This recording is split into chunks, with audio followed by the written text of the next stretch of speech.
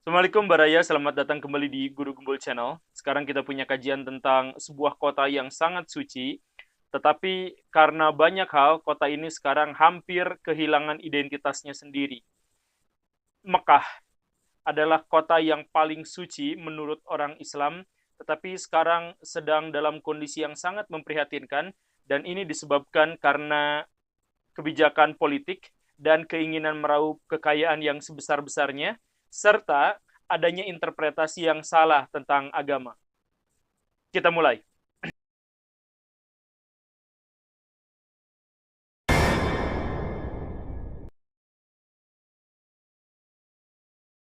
Baraya begini, dalam catatan-catatan seperti yang dikemukakan oleh Irfan Al-Alawi, dalam 50 tahun terakhir saja Mekah sedang kehilangan 95% situs bersejarahnya. Totalnya ada 4.500 situs yang hilang. Kita bisa sebutkan satu demi satu, di antaranya adalah rumah Arkom, Arkom bin Abil Arkom, tempat di mana Nabi pertama kali berdakwah secara sembunyi-sembunyi, majelis pertama Nabi. Itu sekarang sudah hilang sama sekali, digantikan oleh ruang rapat yang entah buat apa.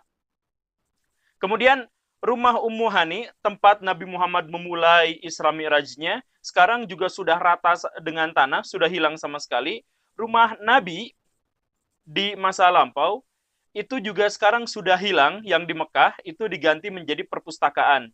Dan bentuknya sudah sama sekali lain, jadi ini sudah bangunan baru di lokasi rumah Nabi Muhammad. Agak miris rumah Abu Bakar, karena sekarang sudah hilang, digantikan oleh besarnya Hotel Hilton. Dan rumah Khadijah bersama rumah Abu Jahal sekarang ada di sebuah kompleks besar toilet umum di sana. Jadi agak mengerikan sekali. Jabal Abil Qudai yang merupakan salah satu bukit di sana tempat sebuah mukjizat dipertontonkan di Mekah, itu juga sekarang sudah menjadi bagian dari villa dan hotel milik keluarga kerajaan. Totalnya ada 4.500 situs bersejarah yang di sana dihilangkan. Apa alasan di sana dihilangkan? Biasanya pemerintah Saudi mengatakan situs itu dihilangkan karena mengalihkan masyarakat Islam untuk menyembah berhala. Jadi kalau berdekatan di situ malah jadi syirik katanya. Kan di sana ada malah dipuja-puja dan seterusnya. Ini adalah salah kaprah. Kalau ada satu bangunan situs bersejarah, maka nilainya itu nilai yang tidak bisa tergantikan. Karena itu bagian dari sejarah. Bukan soal itu baik atau benar, bukan soal itu mengundang kemusyrikan atau bukan. Di Indonesia mayoritas sekarang Muslim, tetapi Candi Borobudur dirawat oleh pemerintah karena ini adalah bagian dari historis Indonesia yang tidak boleh hilang. Di Mesir, sekarang ada bangunan yang dibangun sama Firaun. Firaun itu kan salah satu tokoh paling jahat dalam tradisi Islam. Tetapi bangunan-bangunannya sampai sekarang dirawat oleh pemerintah Mesir. Karena apa? Bukan untuk dipuja, karena ini adalah bagian dari identitas. Ini bisa menguak tentang pengetahuan di masa lalu. Ini bisa menjelaskan kepada kita bagaimana masyarakat masa lalu hidup, berbuat, beragama, beraktivitas, semuanya. Pemerintah Saudi sekarang tidak pernah berpikir untuk itu. Pemerintah Saudi berpikir tentang, itu kan tidak ada dalilnya, itu bisa bikin kemusyrikan, dan seterusnya. Dan yang lebih fatal lagi, ini motif yang utamanya adalah uang. Coba, bukan hanya Alawi, bukan hanya Ankawi yang akan nanti kita bahas, tetapi bahkan New York Times, dia menuliskan bahwa dari pandangan arsitek, pejabat pemerintah, motif dari pembangunan kota Mekah itu adalah uang. Buah keinginan untuk mengeruk keuntungan dari kota yang sangat disucikan. Apakah klaim ini benar? Kita lihat. Tahun 2011, harga tanah di sekitar Masjidil Haram itu mencapai 1,4 miliar rupiah per meter persegi. Tanah itu kenapa bisa sampai semahal itu? Karena Masjidil Haram adalah situs paling banyak dikunjungi manusia di seluruh dunia. Tahun 1921 memang hanya ada 57.000 orang yang datang ke sana untuk menunaikan ibadah haji. Tetapi tahun 96 langsung mencapai 1.800.000 orang. Dan tahun 2012 sudah mencapai 3 juta orang. Kedepannya, Masjidil Haram bisa sampai menampung 10 juta orang. Nah, dengan orang yang begitu banyak datang ke situs bersejarah dan situs spiritual ini, maka tanah di sekeliling Mekah itu menjadi tanah lahan bisnis. Makanya harganya sampai menumpuk setinggi ini. tanah Mekah sekarang menjadi tanah paling mahal di seluruh dunia. Ini dimanfaatkan oleh pemerintah dan orang-orang kelewat kaya di Arab untuk menambah kekayaannya. Jadi, coba Baraya bisa lihat, di sekeliling Masjidil Haram itu berapa banyak hotel mewah. Lebih dari 10. Kalau memang pemerintah Saudi pengen mengakomodasi orang-orang jamaah haji yang mau datang ke sana, semestinya yang dibangun itu bukan hotel mewah, tetapi hotel yang sesuai dengan semangat egalitarian orang Islam yang sedang beribadah di Ka'bah. Kan orang yang ibadah di Ka'bah itu disimbolkan dan diwajibkan untuk menjadi setara.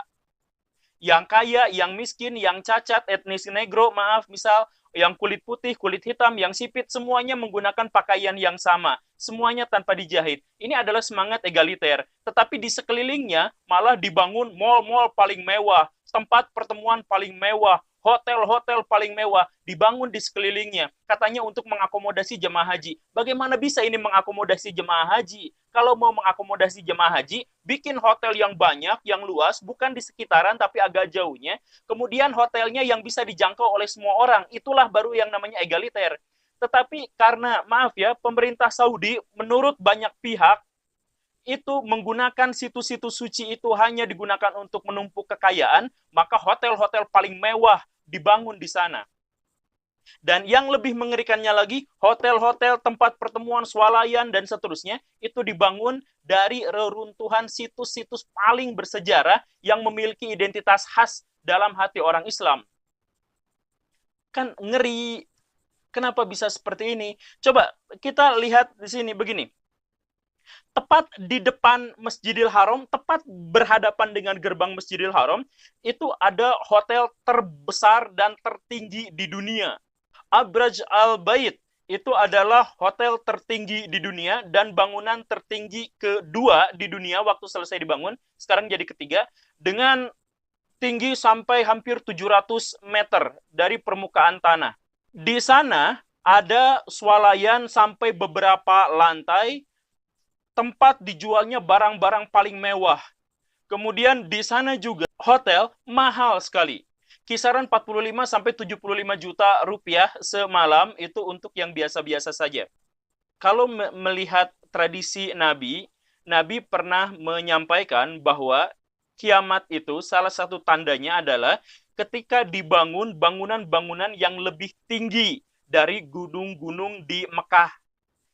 Nah, ini pemerintah Saudi sekarang sedang memfasilitasi tanda kiamat itu terjadi. Jadi bangunan-bangunan yang lebih tinggi dibangun di Mekah, dan itu bukan mengakomodasi harapan spiritual umat Islam, tetapi itu bangunan komersial untuk nyari untung, nyari uang. Mekah sekarang bukan saja tempat untuk mencari spiritualitas. Mekah sekarang menjadi tempat untuk belanja barang-barang mewah, belanja barang-barang unik, belanja barang-barang mahal. Makanya ada seorang arsitek di Arab, Sami Ankawi, dia mengatakan, ini kata-kata dia, mereka ubah tempat ziarah suci ini menjadi mesin, sebuah kota tanpa identitas, tanpa peninggalan sejarah, tanpa kebudayaan, tanpa lingkungan alam. Bahkan mereka renggut gunung dan bukit. Kini umat Islam tidak lagi melihat nilai sejarah dari kota tersebut, kecuali hanya gedung-gedung pencakar langit. Saya mencintai Mekah dan tidak tahan melihat kota Nabi ini dihancurkan. Banyak sekali kritikan dari dalam dan luar negeri, dari muslim dan non-muslim, karena Mekah ini bukan hanya milik orang Islam. Tentu saja ini milik orang Islam, tetapi orang-orang non-Islam juga menganggap bahwa ini adalah bagian dari situs sejarah yang luar biasa dan harus dipelihara. Bagaimana kita bisa membayangkan kehidupan Nabi Muhammad di zaman dulu? Bagaimana kita bisa melihat interaksinya dengan Umar bin Khattab misalkan? Bagaimana ceritanya kita mengimajinasikan bagaimana Nabi berkumpul dalam rumah Arqam bin Abil Arqam, kemudian membahas tentang sesuatu, tentang ketuhanan, tentang tauhid. Itu semuanya tidak bisa diakomodasi lagi di Mekah. Sekarang tanah Mekah sudah menjadi Mekahatan. Ini kata-kata yang dikeluarkan oleh New York Times dan para peneliti asing, menyebut sekarang Mekah itu bukan Mekah lagi, tapi Mekahatan. Karena bangunan-bangunan pencakar langit sekarang sudah mendominasi tanah suci itu. Jadi nanti kapan-kapan Spider-Man itu bukan bergelantungan di gedung-gedung Manhattan, tapi mungkin di tanah Mekah. karena memang gedung-gedungnya sudah tinggi dan mengangkangi tempat-tempat spiritual di sana. Tempat-tempat sucinya, situs-situs bersejarahnya sudah hilang. Dan tempat yang megah itu, hotel yang besar itu bukan hanya satu. Di sebelah selatannya ada juga hotel terbesar di dunia. Punya 10.000 kamar, punya swalayan, punya tempat pertemuan dan sebagainya. Namanya adalah Abraj Kudai. Ini juga tempat terbesar. Dan ini juga dibangunnya di Mekah. Hanya sekitar 1 mil dari Masjidil Haram. Sekali lagi, kalau memang mau menampung jemaah haji, kenapa hanya dipilih untuk orang-orang yang kelewat kaya saja? Kenapa memanfaatkan spiritualitas? Kenapa memanfaatkan kesucian satu tempat untuk mencari dana? Kalau pemerintah Saudi memang kehabisan dana karena minyaknya mau habis, ya silahkan pikirkan solusi yang lain. Jangan kemudian menjual kesucian tanah suci ini untuk masyarakat yang berduit. Baraya begini, 2 tanah suci itu bukan milik pemerintah Saudi, tetapi itu milik seluruh kaum muslimin. Kalaupun sekarang pemerintah Saudi yang memelihara itu, diberi amanah untuk memelihara itu, maka pertahankan tanah suci itu sesuai dengan identitasnya, sesuai dengan spiritualnya, sesuai dengan historisnya. Nilai-nilai historis itu tidak tergantikan selamanya. Kalau satu bangunan punah, kita tidak bisa lagi menciptakan yang baru. Itu udah beda cerita. Ya, makanya saya mohon maaf, di tema kali ini, judul YouTube-nya jadi agak provokatif. Jadi Wahabi gitu. Sebenarnya saya juga tidak setuju dengan istilah Wahabi, tetapi ini adalah bentuk protes keras saya terhadap pemerintah Saudi, dan semoga masyarakat muslim di seluruh dunia juga mendengar protes-protes macam ini, agar pemerintah Saudi mau introspeksi dan memperbaiki apa yang mungkin masih bisa diperbaiki. Sebab ini adalah milik kaum muslimin, ini adalah amanah yang tidak boleh hilang sama sekali. Itu saja Baraya, terima kasih karena sudah menyaksikan. Saya Guru Gembul, tonton episode saya yang lain. Assalamualaikum warahmatullahi wabarakatuh.